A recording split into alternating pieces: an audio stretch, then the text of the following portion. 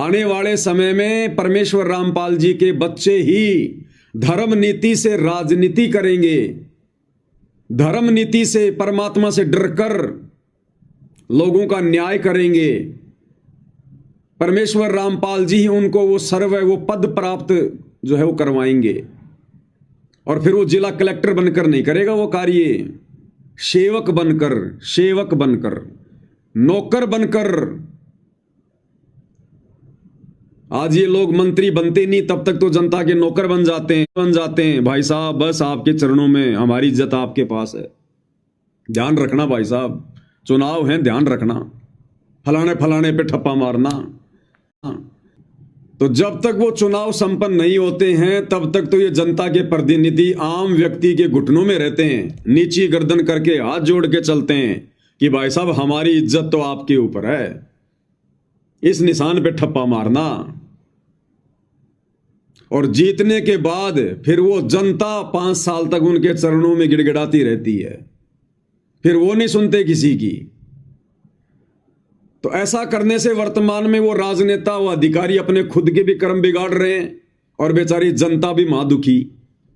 लेकिन अब आने वाले समय में 2028 के बाद में परमेश्वर रामपाल जी के ज्ञान से परिचित होने के बाद, इनकी शरण में आने के बाद ये परमेश्वर ही ये तमाम ये पद बांटेगा।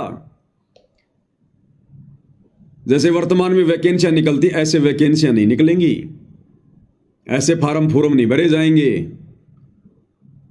उन भक्तों को, उन मर्यादित भक्तों को, अच्छी आत्माओं को, आधीन आत्माओं को ये पद दिए जाएंगे। वो चाहे अंगूठा छाप है, फिर उसको जिला कलेक्टर बनने के लिए उसको जो है पढ़ाई लिखाई की जरूरत नहीं है, उसको पढ़ाई लिखाई की जरूरत नहीं है। जैसे सतयुग में, त्रेता में, द्वापर में अनपढ़ व्यक्ति ही राजा हुआ करते थे, अनपढ़ व्यक्ति ही उनके वजीर हुआ करते थे और कितने बढ़िया से राज्य किया करते थे। क्योंकि भाई और बहनों, राज्य चलाता है परमात्मा, देश चलाता है परमात्मा। उस परमात्मा की प्राप्ति के बिना, उससे परिचित हुए बिना, उसके आध्यात्मिक ज्ञान के बिना वर्तमान में लोग ये समझ बैठे हैं कि हमने मेहनत करी है, हमने भागा दौड़ करी है, चुनाव में इतने पैसे खर्च किए हैं, लोगों को इतनी शराब पिलाई है, बड़े बड़े नेताओं की हमने चापलूसी करी है, तब जाकर मुझे टिकट मिली है और तब जाकर मैं चुनाव जीता हूं। तो इंसान अहंकारी हो गया। लेकिन जब उसे पता चलेगा कि ये देश और दुनिया सृष्टि, अरे जब सृष्टि को भगवान चला रहा है तो जमीन के छोटे से टुकड़े को क्या एक इंसान चला सकता है क्या? एक इंसान ढंग से अपने 10 मेंबर का परिवार नहीं चला रहा ढंग से।